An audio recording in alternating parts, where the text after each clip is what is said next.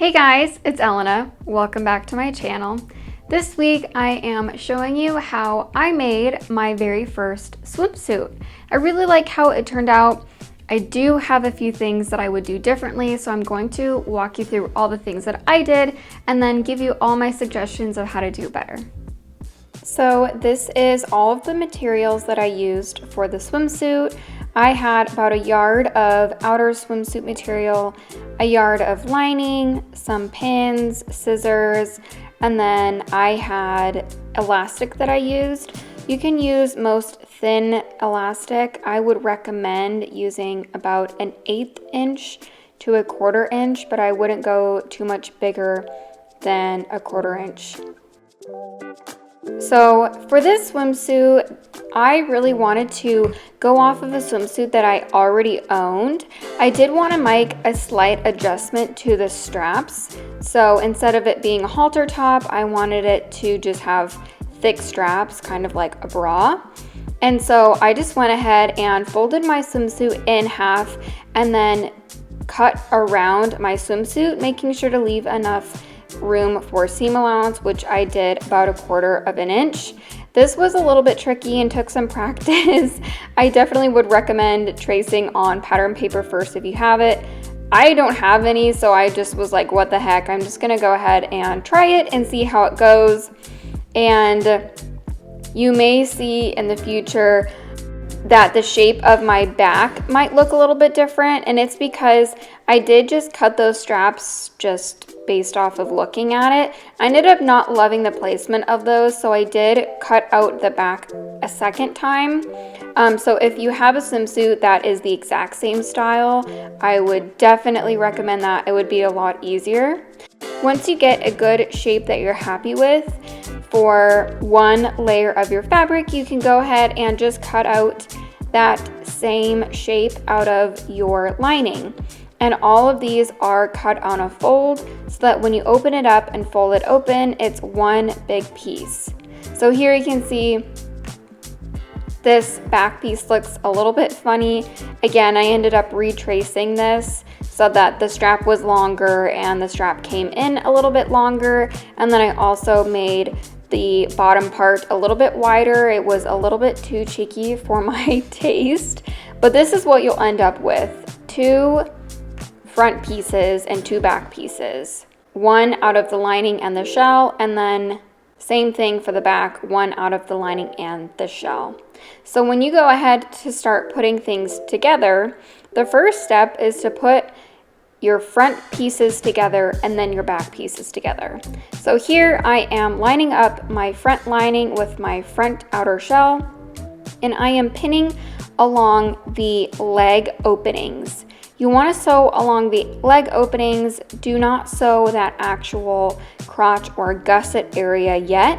So right now we're just pinning and getting ready to sew along our leg openings, and then we're going to do the exact same thing for the armpit straps and then the neckline part of the straps. Again, leaving the tip or the opening of the straps open, just like we did with the crotch gusset part of the bottom of the swimsuit. I went a little bit overboard with pins, so you definitely don't need to use as many as I did. I learned my lesson because it got kind of annoying going along and sewing along this, but it is a little bit slippery, so pins are important, definitely.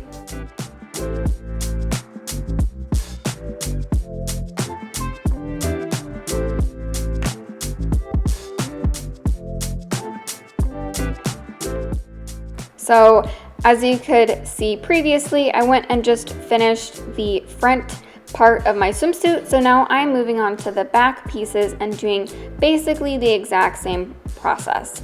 So I'm just lining up the lining with the outer shell, making sure that it all is lined up and looking really nice and straight. And then I am just pinning along the outside and back of the swimsuit and the straps, and then doing it on the inside of the straps down into the back, and then leaving the tip of the strap open, and then pinning along the leg opening. Just a quick note on how to sew this before we move on. I wanted to show you how to adjust your serger if you are using a serger. The piece that I just had picked up looks great. The one that I'm holding now, if you can tell, it looks a little bit stretched out and isn't really sitting straight. And the reason why that is because my differential feet on my serger wasn't adjusted. So when you are sewing with stretched fabrics on your serger, you are going to want to play with your differential feed.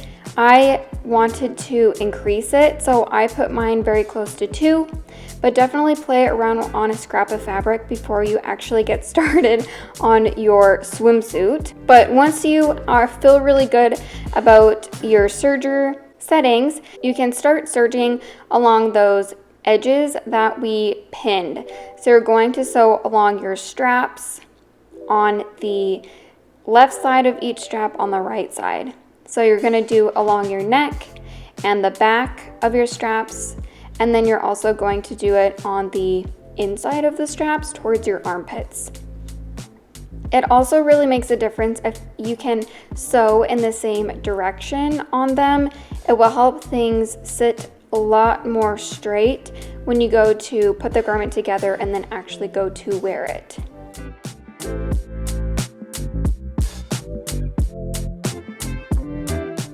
And then you can see here, it looks really actually pretty good with my serger.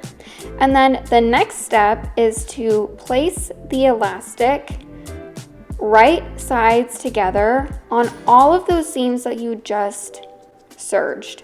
So you do not want to stretch the elastic, you don't want to stretch your fabric, just simply place the elastic right on top of the right side of your fabric and then just serge along that once again. Once you have done all of those edges that we just completed, you can put your swimsuit right side out now at this point. You're only going to put the front of your swimsuit right side out because now we are going to put that front piece inside of the back piece through those side seams. So I just put the crotch in. I'm lining up the crotch pieces with the outer shell together and then the lining together, and then I'm doing the exact same thing for the straps. So I'm just feeding the front of my swimsuit up through the strap tube and lining up the very edge of those straps and then pinning all 4 of those layers together, and then I'm doing the exact same thing for my side seams. Those side seams, the crotch and the tip of your straps won't have been touched or serged at all, so make sure that those are all sitting really nice and straight.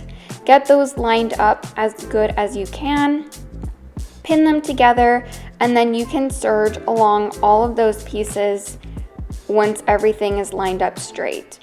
And also just a tip, if you are having problems getting thick pieces to go through your serger, don't use your fingers up close to the little knife. Definitely use something that isn't your finger, either scissors or a seam ripper, and that will really help get things going. But just make sure you're catching all 4 layers and that also your elastic is lining up all together.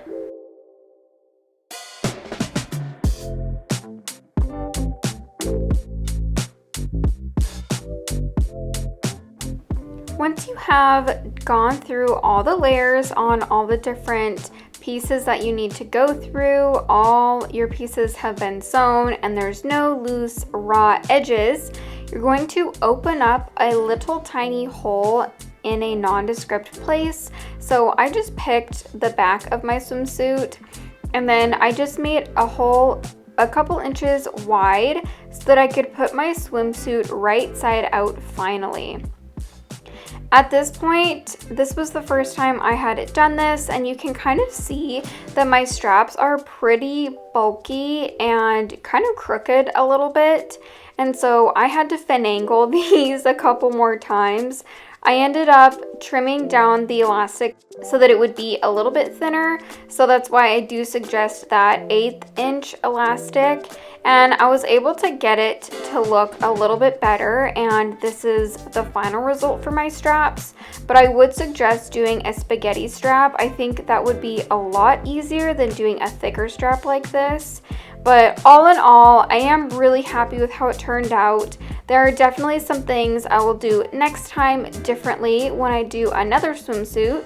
So be on the lookout for a video in the future. I'm definitely going to try it again. And thank you guys so much for watching. I'll see you in the next one.